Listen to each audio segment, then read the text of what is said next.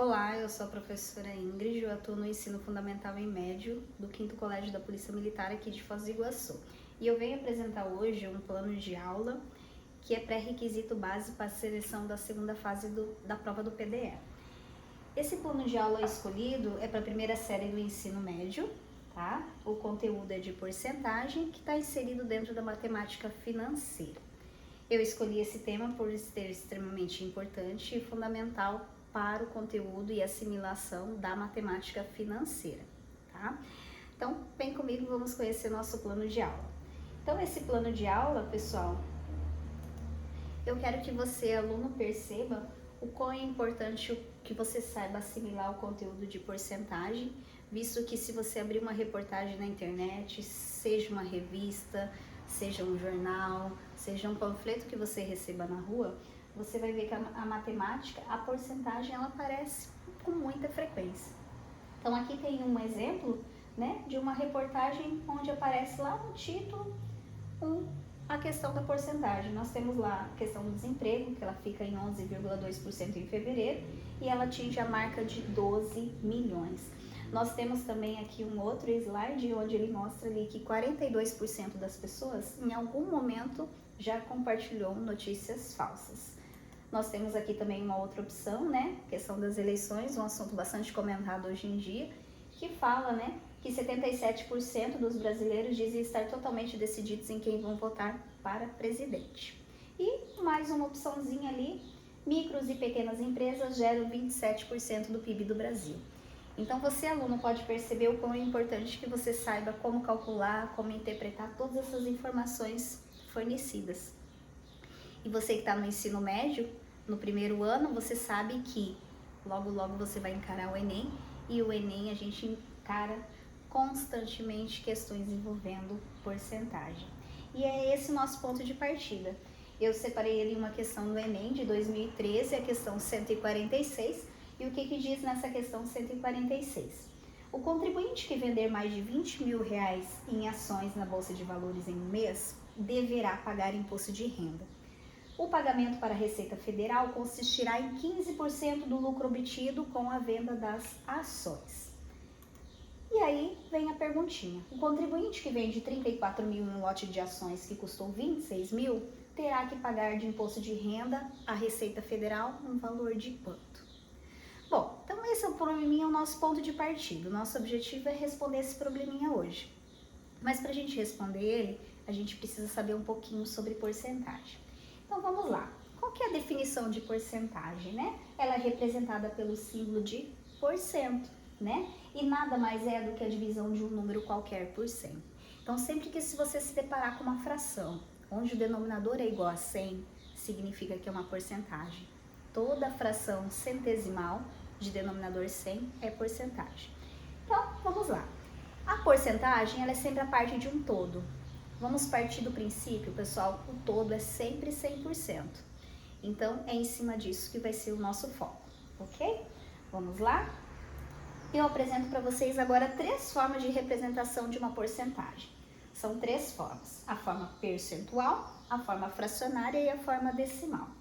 Todos esses exemplos que eu selecionei para vocês são exemplos equivalentes, isto é, são exemplos que representam a mesma quantidade, porém uma representação diferente. Eu representei aqui 50% na forma percentual. Esse 50%, se eu quiser representar ele na forma fracionária, basta eu trocar o símbolo de porcento pelo denominador 100. Então, 50 centésimos. E se eu quiser representar esse 50% na forma decimal, basta eu dividir o numerador pelo denominador. E quando eu divido, eu chego no 0,50. Então, aqui apresento a vocês as 3 formas de representação de uma porcentagem. Seguindo adiante, eu vou partir para o primeiro probleminha. O probleminha que eu selecionei é um probleminha bem simples e a gente vai resolver utilizando frações. O probleminha diz assim: quanto é 30% de 800? O nosso ponto de partida, pessoal, é em cima desses 800. Esses 800 representam o meu todo, ou seja, o meu 100%. E eu quero calcular quanto que é a parte do meu todo. Essa é a ideia de porcentagem, a parte do todo. Então, se 100% equivale a 80, a pergunta é, quanto que é 30%? Resolvendo utilizando fração. Lembra como que nós vimos? 30%, quero transformar em fração, troco o símbolo de porcento pelo denominador 100, 30 centésimos, e multiplico pelo todo. Então, para calcular porcentagem, você sempre vai calcular a porcentagem vezes o todo fornecido no enunciado. 30 centésimos, multiplico 800, como que eu multiplico fração? De cima vezes o de cima, de baixo vezes o de baixo, né? Numerador vezes numerador, denominador vezes denominador. E na hora de multiplicar, a gente chega nos 240. Simples, não?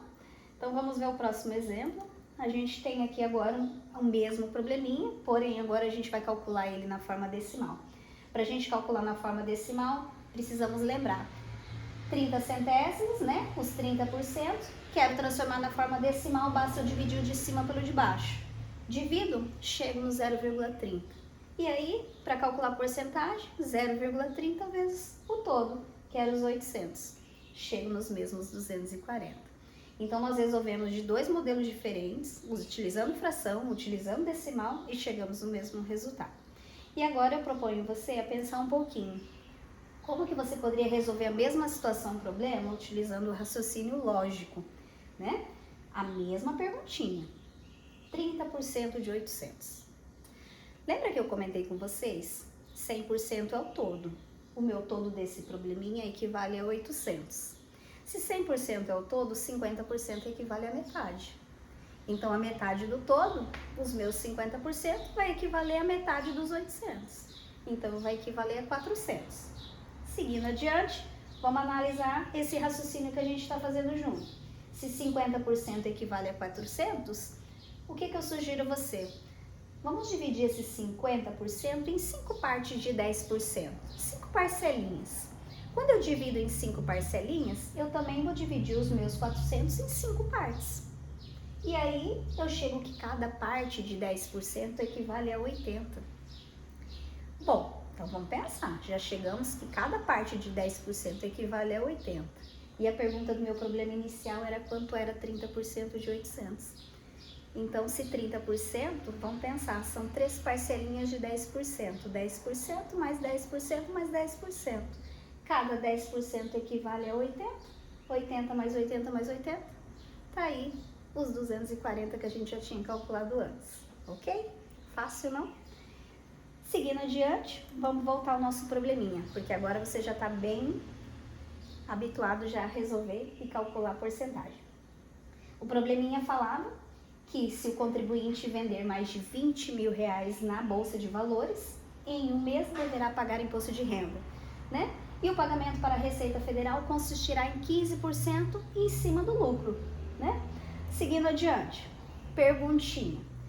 O contribuinte que vende 34 mil em um lotes que custou 26 mil, ele vendeu por 34, algo que ele pagou 26. Ele lucrou. Quanto que ele lucrou? Como é que a gente faz esse cálculo, né? E aí ele quer saber que em cima do lucro é o que vai ser descontado o valor que ele deve pagar a receita, que é os 15%. Como que a gente vai fazer esse cálculo do lucro? O valor que ele vendeu, descontando quanto que ele tinha pago. Ele rendeu uma quantia de 8 mil reais. Então, se ele rendeu 8 mil reais, ele lucrou 8 mil, como que eu vou calcular esse imposto a ser pago à receita? 15% de 8 mil. E como é que a gente calcula? Porcentagem em cima de um número. Pego esses 15% e multiplico pelo todo. Agora o meu todo equivale a 8 mil. Quando eu vou fazer essa multiplicação, eu optei por multiplicar na forma decimal. 15% do lucro equivale a 0,15, 15 centésimos, 15 dividido por 100, 0,15, multiplicamos pelo 8 mil. Chegamos nos 1.200. Alternativa correta, letra B, ok? Então, pessoal, vocês viram como é simples, um probleminha envolvendo porcentagem no Enem. E eu quero que vocês saibam o quê? O que nós vimos nessa aula de hoje.